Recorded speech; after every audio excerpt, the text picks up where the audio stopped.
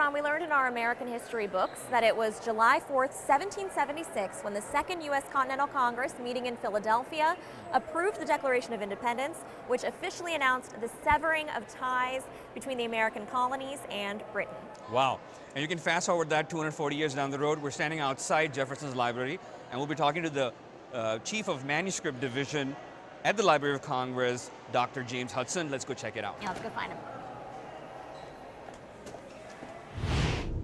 And we're joined now by Dr. James Hudson, who's the Chief of the Manuscripts at the Library of Congress. Thank you so much for joining us, sir. Sure. For the sake of our international audience who might not understand what this is about, could you please explain the significance of the Declaration of Independence? Well, the significance is that it was not the legal document declaring the United States independent. That happened on July 2nd.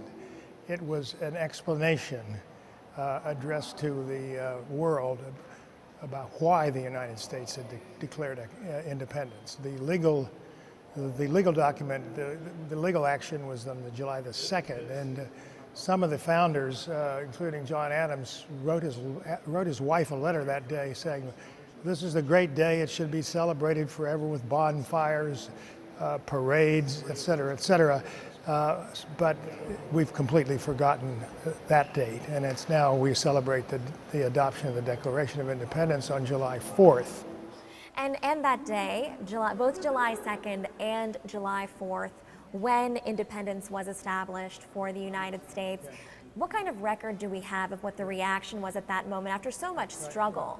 Well, it wasn't established on July 4, 1776. A war had to be fought for 7 more years to establish it. This was simply a kind of a hope, actually. The documents we have, well, Thomas Jefferson, of course, is the author of the Declaration of Independence, and the Congress, the Continental Congress, agreed on a motion was introduced in Congress on June 7th to declare the United States independent, but that was postponed until from June 7th to July 1st.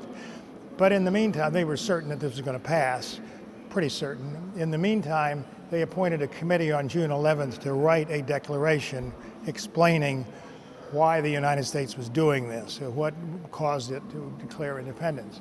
And that committee contained Thomas Jefferson, John Adams, Benjamin Franklin, a man named Roger Sherman, and Robert Livingston. It was appointed on June 11. So Jefferson was appointed the draftsman by the committee because he'd written some things earlier in the state of Virginia that impressed everybody. And he worked on that until June 28th. And we have his original draft that he composed between June 11th and June 28th here, with corrections, as he noted corrections by Benjamin Franklin and Adams. And there are plenty of markups on it. He changed a lot of words. For instance, he changed the idea that we hold these truths to be self-evident. He'd first written sacred and changed it to self-evident. And there are other changes. He wrote inherent and inalienable rights and struck out inherent. So lots of strikeouts and changes made probably between June by the committee.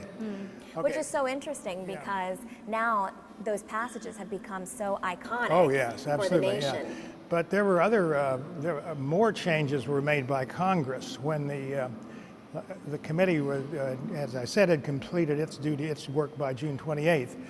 The declaration was then reported to Congress, who made major surgery. The largest excision was a long passage, an eloquent passage denouncing King George III for perpetuating the slave trade. That was deleted by Congress in deference, as Jefferson later said, to some of the Southern gentlemen who were keen to continue importing slaves. That's, of course, one of the great ironies of the Declaration, declaring all men are created equal by slaveholders who wanted to hold more slaves. But that passage was struck by Congress, and some other changes were made by Congress. before the Declaration was adopted on July 4th. The original Declaration adopted on July 4th wasn't treated very well by our countrymen.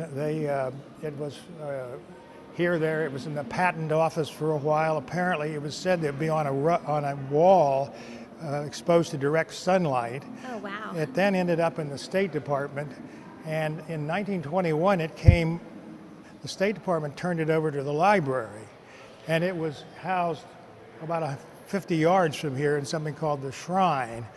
So we had it until 1952, and then it was removed to the National Archives, where it now rests. So what we have is the draft. And how is that preserved here? It's preserved very well. It's in a vault, a massive vault in another building, in cold storage and light limitations and so forth. So it's preserved with the best kind of preservation technology that we know of. Well, thank you so much for joining us. Thank you for your Sure. time. Yes, Yeah. thank you, Dr. Hudson. Oh, sure. Great Okay. to have you. Okay, yeah. Pleasure to talk to you. Hey, that was a pretty interesting conversation, Alex. Yeah, very interesting to get the history of the Declaration from Dr. Hudson. And actually, if you guys want to see more, you can check out our Facebook page. Dr. Hudson gave me a tour of Thomas Jefferson's library, and so you can see that on our Facebook page.